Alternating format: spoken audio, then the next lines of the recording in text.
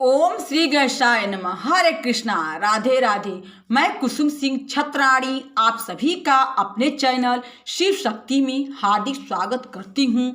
आज मैं आप लोगों को शिव महापुराण के पार्वती खंड के 45वां अध्याय की कथा सुनाने जा रही हूँ। शिव जी की सुंदर स्वरूप वर्णन। ब्रह्मा जी बोले, उसी समय विष्णु से प्रेरित हो तुम शिव जी को प्रसन्न करने के लिए उनके पास पहुंच गए। उनकी अनेक स्रोतों से बड़ी स्तुति की और बहुत समझाकर उन्हें तुमने बहुत सुंदर रूप धारण कराया। उन्हें देख तुम प्रसन्न हो मैना के पास आए और कहा कि हे मैने, हे विशालाक्षी, देखो तुम पर कृपा करके शिव जी ने बहुत ही सुंदर रूप धारण किया है।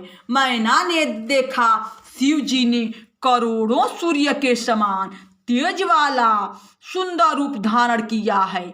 उनके सभी अवयव सुंदर थे और वे विचित्र वस्त्र धारण किए थे तथा अनेकों प्रकार के आभूषणों से अलंकृत थे।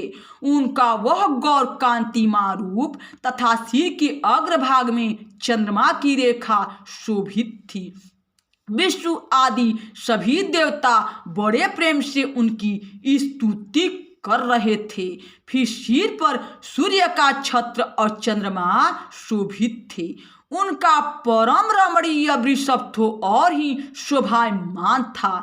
गंगा और यमुना दोनों ओर से चमर डुला रही थीं तथा आठों सिद्धियां जिनके आगे नृत्य कर रही थीं। मैं और विष्णु आदि सभी देवता उनके आचरण में लगे थे। अनेकों गण जय जय शब्द करते हुए अति प्रसन्न हो आगे चल रहे थे। स्त्रियों सहित देवताओं की अलग शोभा हो रही थी। अप्सराओं सहित विश्वासु आदि गंधर्व शंकर जी का यशोगान करते हुए आगे चल रहे थे। उधर हिमालय के द्वार पर अलग ही महोत्सव हो रहा था। उस समय के भगवान शंकर जी की छटा को कौन वर्णन कर सकता है।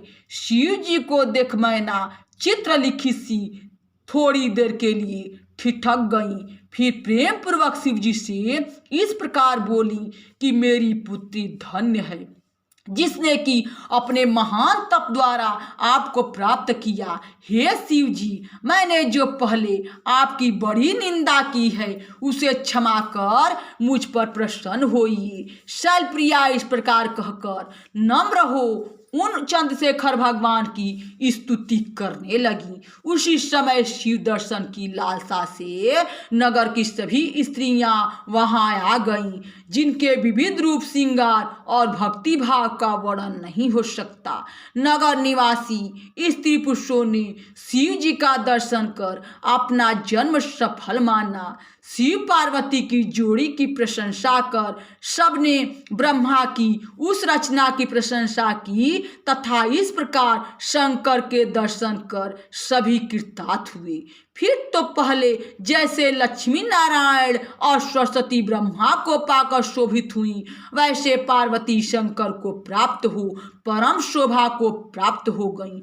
सबने चंदन और अक्षतों से शिव जी की पूजा की तथा सादर फूलों की वर्षा की। सभी लोग मैना और हिमालय के भाग्य की प्रशंसा करने लगी। उसे सुनकर विष्णु आदि देवताओं सहित भगवान शंकर भी प्रसन्न हो गए। यहाँ शिव महापुराण के तीसरे खंड के 45वां अध्याय की कथा समाप्त हुई। बोलो शंकर भगवान की जय। हरे कृष्णा, राधे राधे।